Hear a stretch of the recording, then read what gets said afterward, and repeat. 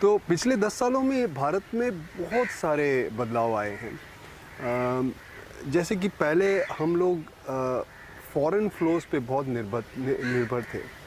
2015 में जब सरकार ने रिटायरमेंट फंड्स यानी प्रोविडेंट फंड और पेंशन फंड्स को शेयर बाज़ार में निवेश करने की जो उन्होंने परमिशन दी थी, उससे ऐसा हुआ कि हर एक महीने में क्योंकि पीएफ और एनपीएस में तो कोई आउटफ्लो आता नहीं है, तो हर महीने वो आके शेयर्स खरीदने लगे। तो वो बुनियाद जो बनी उसके ऊपर हमारे रिटेल इन्वेस्टर्स आने लगे। तो अब जाके आपने देखा है पिछले 7-8 सालों से रिटेल का जो प्रभाव है बाज़ार पे वो बहुत बढ़ गया है। और आज जो रिस्क कैपिटल जो चाहिए, जो एंटरप्रेन्योर को बिजनेस शुरू करने के लिए जो रिस्क कैपिटल चाहिए, वो हमारे सोर्सेज से, हमारे डोमेस्टिक सोर्सेज से आ रहे हैं। अब हमें वो फॉरेन इन्वेस्टर्स पे निर्भर नहीं है, और उससे बहुत बदलाव आ गया है। क्योंकि ना पिछले आप देखोगे पिछले 25-30 साल में जब भी तेल का दाम बढ़ता था तो इंडिया में क्राइसिस आ जाती थी और शेयर बाज़ार गिर जाता था। उसके दो कारण थे। एक तो पहले हम बहुत सारा तेल इंपोर्ट करते हैं, तो हमें फिर डॉलर की आवश्यकता पड़ती थी। दूसरा ये कारण था कि जो तेल के डॉलर है वो ये जो शेयर बाज़ार में निवेशक है उनसे आता था, और जब तेल का दाम बढ़ता था तब उसी समय वो बेचना शुरू करते थे। क्यों? क्योंकि हमारे मैक्रो पे असर खराब होता था। तो जब हमें सबसे ज़्यादा उनकी धन की आवश्यकता थी तब वो चला जाता था। और अब क्या हो रहा है कि 2014-15 से सरकार ने एफडीआई पे फोकस बढ़ा दिया है। अब एफडीआई जो है वो तेल के दाम से ऊपर नीचे नहीं होता है, तो अब हमें वो एफपीआई की जो फ्लो की है उसकी आवश्यकता कम हो गई है। तो पिछले साल जब रशिया और यूक्रेन का वॉर निकला तब बहुत सारे लोगों का मानना था कि अब हम फिसल जाएंगे, लेकिन नहीं फिसले।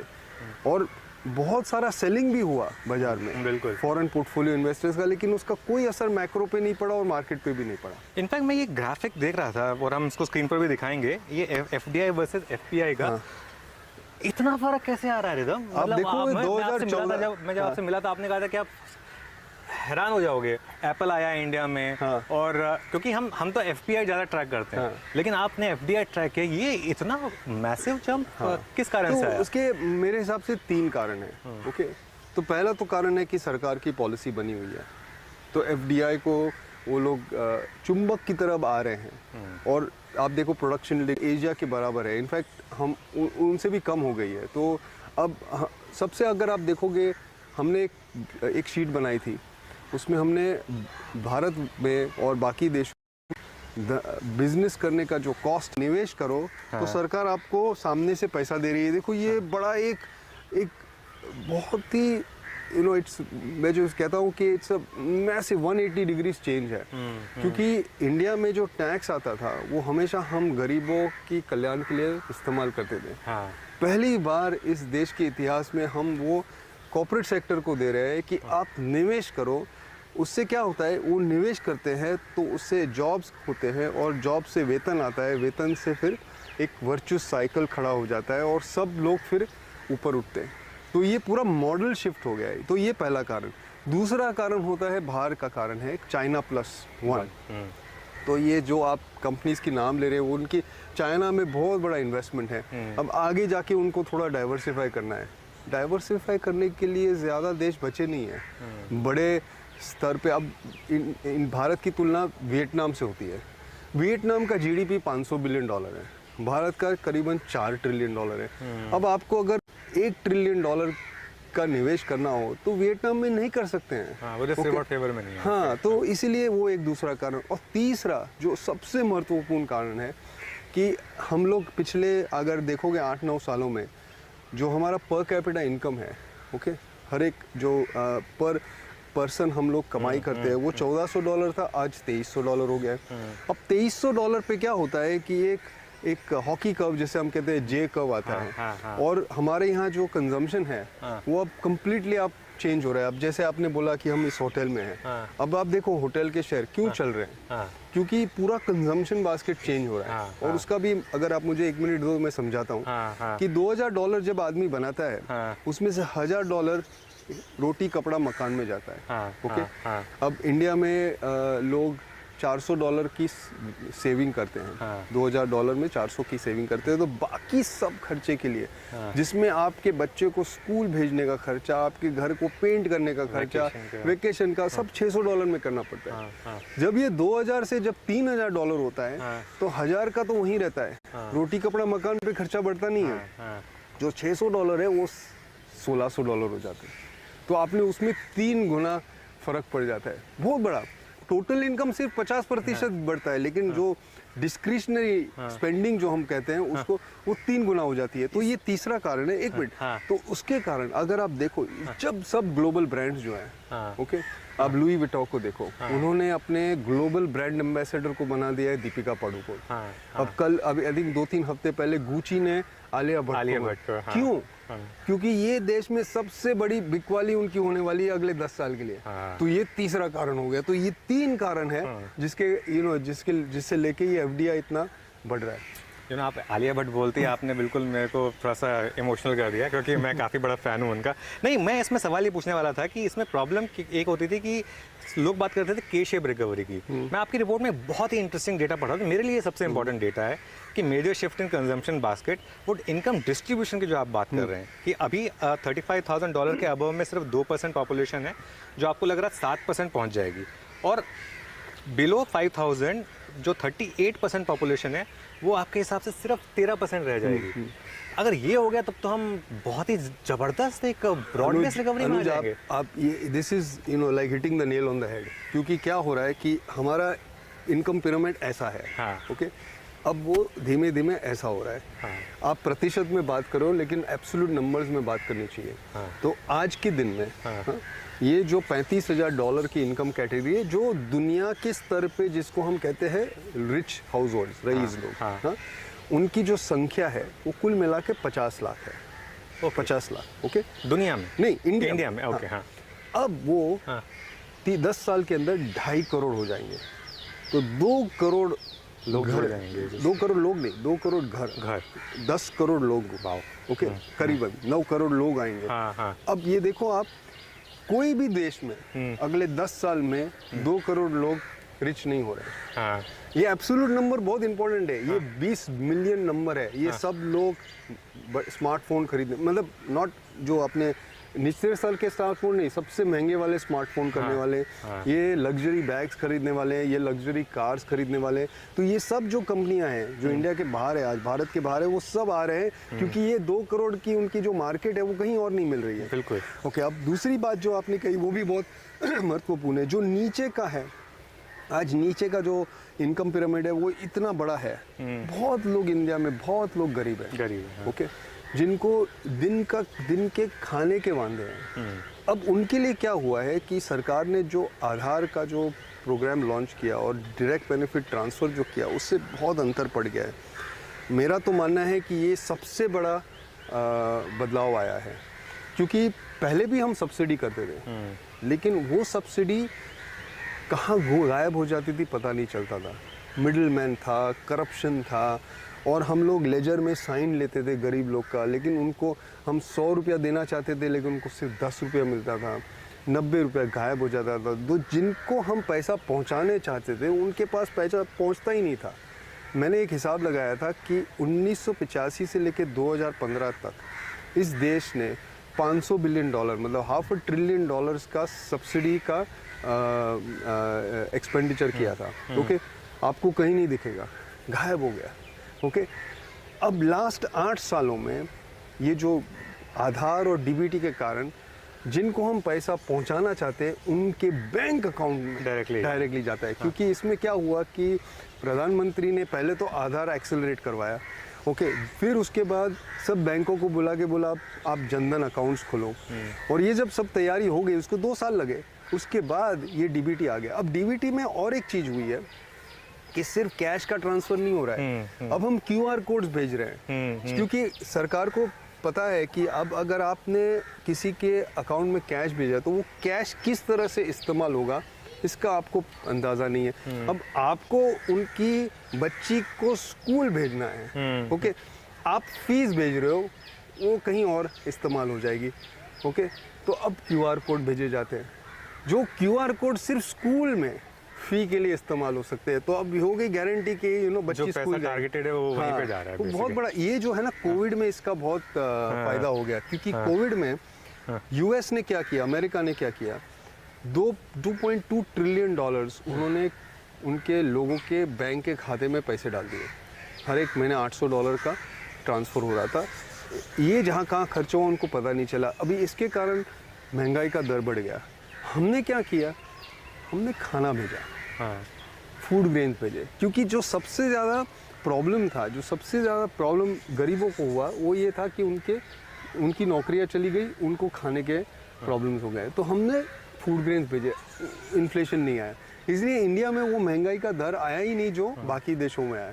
तो हमारे यहाँ इंटरेस्ट रेट भी कम बढ़े। अब आरबीआई का मेरे हिसाब से तो साइकिल ख़त्म हो गया है, लेकिन उनको उतना नहीं बढ़ाना पड़ा जितना फेड को। हाँ, और अभी भी फेड का पता नहीं है कि रेट साइकिल ख़त्म हुआ है नहीं हुआ है, लेकिन चल रहा है वो। तो ये बहुत बड़ा बदलाव आया है। ये एक और आपकी रिपोर्ट में मेंशन है एक्चुअली कि जो एक पैटर्न था, जो कोरिलेशन था बिटवीन इंडियन रेट्स और फेड रेट्स, वो ख़त्म हुआ है। तो मतलब क्या रिदम ये एक बेसिक प्रीमाइस हो सकता है कि यहाँ से फेड को और बढ़ाना पड़े और आरबीआई कट करना शुरू कर दे? पॉसिबिलिटी है इसकी? सो हमारा ये मानना नहीं है कि फेड बढ़ाएगी, लेकिन बाजार में अभी भी डिबेट है अमेरिका में। लेकिन ये जो आपने बात कही है ना, वो अगर आप देखोगे पिछले 30 सालों में जो भी समय में यूएस रिसेशन हुआ है वो हमारे यहाँ बेयर मार्केट के साथ जुड़ा हुआ है। अच्छा। इंडिया की ग्रोथ साइकिल के साथ उतना कोरिलेशन नहीं है अपने शेयर बाजार का जितना यूएस की ग्रोथ साइकिल के साथ। ऐसा क्यों? क्योंकि एक तो पहले हम लोग वहाँ के कैपिटल मार्केट के फ्लोस पे डिपेंडेंट थे। दूसरा कि हम लोग की जो मॉनेटरी पॉलिसी थी वो इन्फ्लेशन को टारगेट नहीं कर रही थी। तो इसको हम इकोनॉमिक्स में मैक्रो स्टेबिलिटी कहते हैं। ये पूरा मैक्रो स्टेबिलिटी का बदलाव आया है। तो हम लोग अभी completely independent macro monetary policy नहीं कर सकते, लेकिन काफ़ी हद तक हमारी पॉलिसी हमारे इकोनॉमिक कंडीशंस पे आधार है, ना कि जो यूएस में हो रहा है, क्योंकि हमें वो कैपिटल मार्केट फ्लोस के साथ अब कुछ ज़्यादा लेना देना नहीं है। तो ये बड़ा एक फ़र्क पड़ा है। तो उसके कारण ये जो कोरिलेशन है इंडिया के बाज़ार का और यूएस की ग्रोथ साइकिल का, वो मेरे हिसाब से टूट गया है। बहुत शानदार। तो ये तो खैर सारे फैक्टर्स हो गए जो पिछले एक दशक में जिन्होंने आपके हिसाब से बहुत सी चेंजेस लाए। तो आपका मानना ये है रिदम कि अभी मार्केट को लेकर डरना नहीं है बिल्कुल भी? यहाँ से तो बहुत तेज़ी, बाकी आपने कहा था अभी तो कुछ भी तेज़ी नहीं हुई है। मैं रोज़ सवेरे उठ के मेरे हाथ पे चिमटी देता हूँ क्योंकि मैं बहुत ज़्यादा ही तेज़ी में हूँ। लेकिन बाजार का उतार चढ़ाव तो होते रहेगा, ये लोगों को समझना चाहिए। क्योंकि फियर और पेसिमिज्म और ऑप्टिमिज्म के साइकिल से चलता है बाजार। बिल्कुल, इकोनॉमी ऐसी चलती है, बाजार ऐसे चलता है। अल्टीमेटली दोनों सेम लाइन में जाते हैं, लेकिन वो थोड़ा सा अल्टीमेटली ऐसे जाएंगे। लेकिन जब वो यहाँ आता है उसके बाद गिरावट तो तय है, फिर वो यहाँ आएगा, फिर उसको उठना तय है। तो ये बाजार का साइकिल पहुंच गए वहाँ? नहीं, समय है। लेकिन जो आम रिटेल इन्वेस्टर है जिनके पास एक्सपर्टाइज नहीं है, उनके लिए तो stay invested, hold, buy and hold strategy सबसे ज़्यादा अच्छी है। जो एक्सपर्ट्स है, जो ट्रेडिंग करते हैं, उनके लिए ये सब साइकिल्स ट्रेड करना। बट मेरा ये मानना है कि बहुत कम लोग हैं जो सक्सेसफुली ट्रेड कर सकते हैं साइकिल्स को। बहुत मुश्किल है।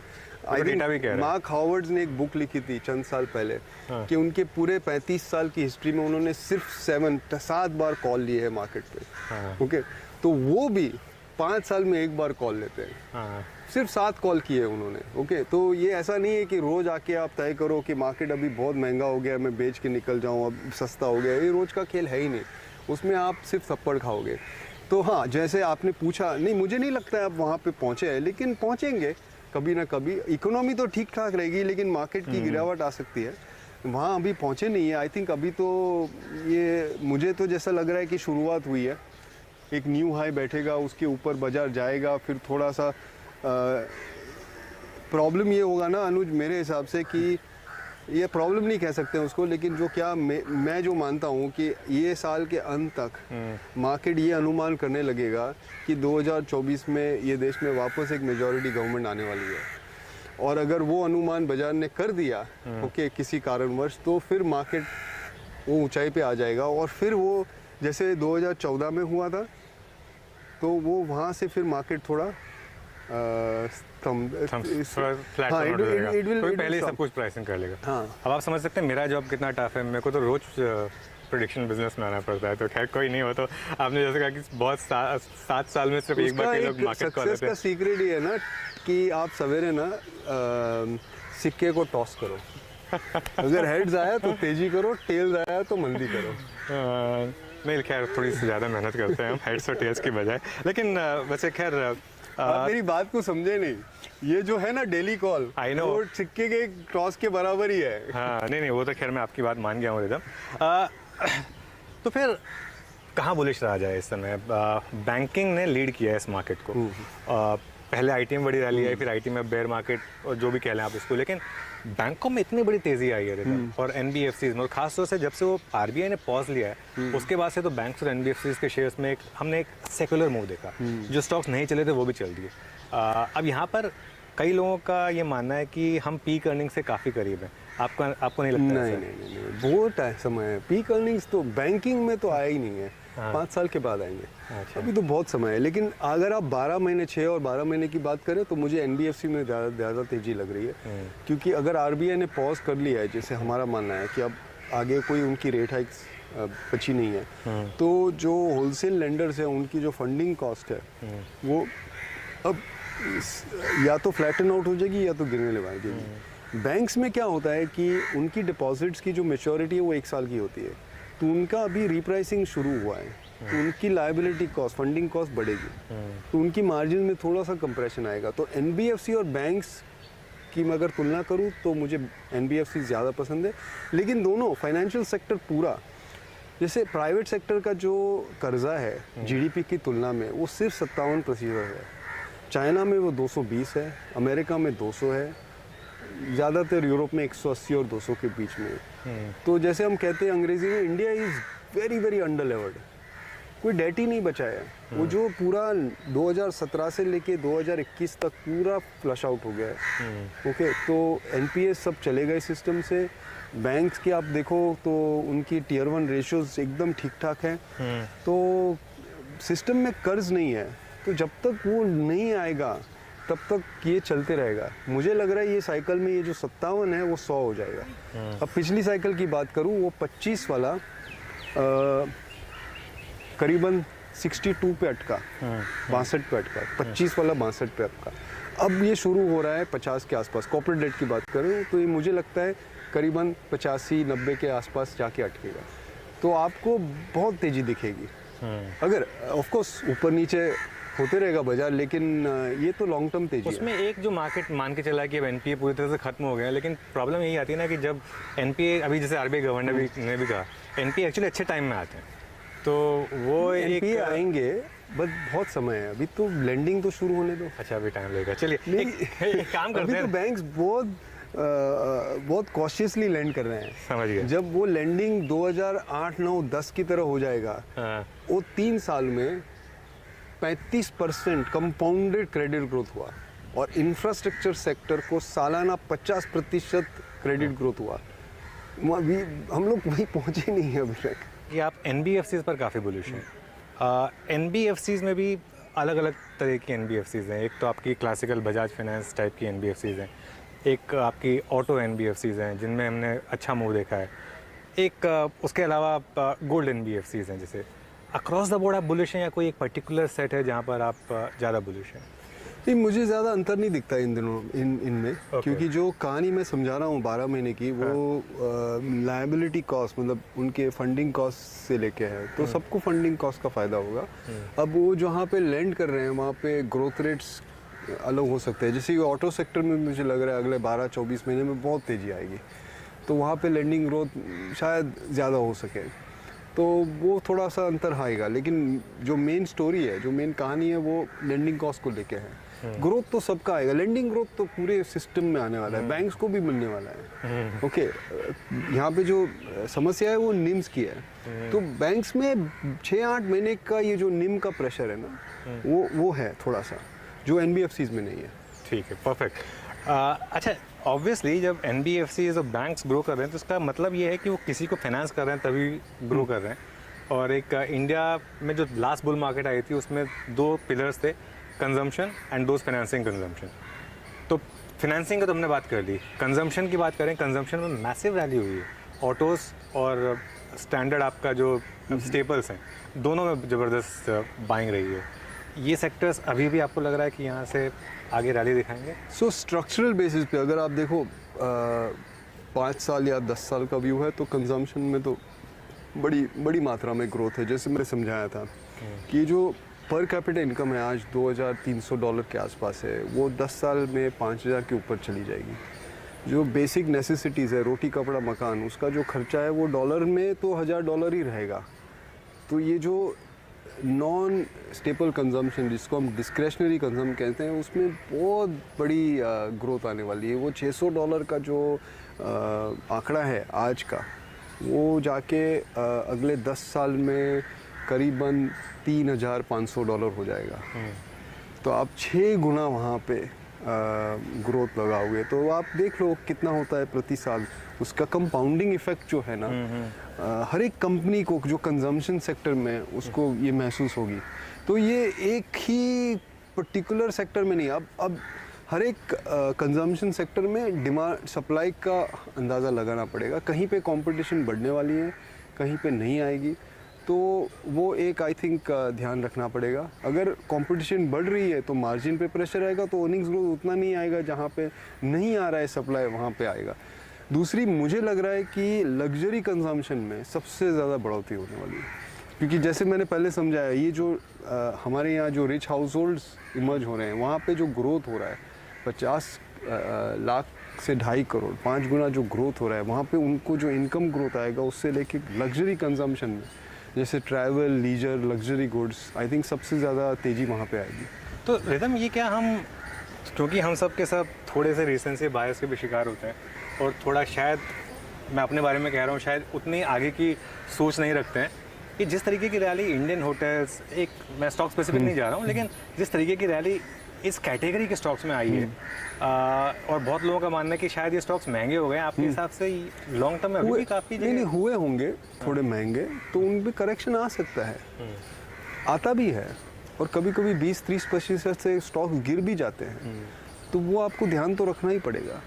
तो हो सकता है कि कुछ ऐसे स्टॉक्स हैं जहाँ 2-3 साल की अर्निंग्स डिस्काउंट हो गई है, और वहाँ पे या तो अभी स्टैग्नेशन आएगा, या तो वो स्टॉक्स एकदम से गिर जाएंगे और फिर वापस अट्रैक्टिव हो जाएंगे। मैं अर्निंग्स ग्रोथ की बात कर रहा हूँ, वैल्यूएशन की बात, अलग अलग स्टॉक्स के अलग अलग लेवल्स हैं, तो वो आपको अनुमान लगाना पड़ेगा। अब वैल्यूएशन को भी आपको ध्यान से देखना है। लोग क्या करते हैं, पी रेशियो देख लेते हैं। तो ये सबसे बेसिक नहीं, सबसे यूजलेस मेट्रिक है। उसका कुछ भी लेना देना नहीं है स्टॉक प्राइस। स्टॉक प्राइस क्या होता है, जो आगे का जो आपको कैश फ्लो में ग्रोथ हो रहा है, उसको हम डिस्काउंट करके उसका प्रेजेंट वैल्यू निकाल के, वो होता है स्टॉक का वैल्यू। पी का कोई लेना देना, पी क्या है, अगले साल के अर्निंग्स या पिछले साल के अर्निंग्स के आधार पे है, तो उसका क्या लेना देना है स्टॉक के वैल्यू के साथ। तो एक बहुत ही रफ टूल है जो डेंजरस है इस्तेमाल करना, क्योंकि कुछ लोग ऐसा मानते हैं अगर 40-50 का पी हो गया तो स्टॉक महंगा हो गया, ओके, और 10 का पी हो गया तो स्टॉक सस्ता हो गया। इतना आसान नहीं है। इतना अगर आसान होता ना तो everybody would be making money in the market. इतना आसान नहीं। मेरा तो ये मानना है कि अगर पी आपका बहुत कम है तो ध्यान रखो, कुछ तो गड़बड़ है। बाजार 10 में से 8 बार सही होता है, ठीक बात। तो सिर्फ 1-2 बार गलत होती है बाजार। इनफैक्ट मेरे 30 साल की करियर में मार्केट सिर्फ 2-3 बार गलत हुई है। एक बार गलत हुई थी मार्च 1992 में, ओके, जब सेंसेक्स का पी 50 था। ये स्टॉक्स को छोड़ो, सेंसेक्स का पी 50 था, जो आज 20 है। तो इमेजिन करो आप, सेंसेक्स का पी 50 हो गया। फिर 2000 की साल में जब टेक बबल हुआ था, ओके, फिर 2008 में ग्लोबल फाइनेंशियल क्राइसिस के बॉटम पे और टॉप पे भी, दोनों बार। 2020 में मैं नहीं मानता हूँ मार्केट गलत था, गिरे थे स्टॉक्स, लेकिन जैसे मैं अभी उसका हिंदी अनुवाद करना मुझे आता नहीं, आप मुझे हेल्प कीजिए, कि it was the point of maximum uncertainty in my life. बिल्कुल, 30 साल में इतनी अनसर्टेनिटी नहीं थी। 2008 में तो हमें पता था क्या हो रहा है, ओके, अनुमान सिर्फ ये लगाना था कि क्या पॉलिसी एक्शन आएगी और कब टर्न अराउंड होगा। 2020 में पता नहीं था कि ह्यूमैनिटी सर्वाइव करेगी। 2020 का जो कोविड का जो मामला था, उसमें किसी को नहीं पता था, लेकिन एक मैंने सीखा था जो मैं सब बुक्स पढ़ता हूँ ना, उसमें से 2-4 चीज़ सीख लेता हूँ। तो उसमें एक सीखा था मैंने कि point of maximum uncertainty is also the point of maximum return. वाह। तो मैं मार्च एंड अर्ली अप्रैल में एकदम तेजी में आ गया कि बट मुझे एक्चुअली नहीं पता था कि कोविड में क्या होने वाला है। मैं कोविड पे ये सिर्फ भाव से मैं जा रहा था। भाव भगवान है, भाव से आप काम करो, सब सही हो जाता है।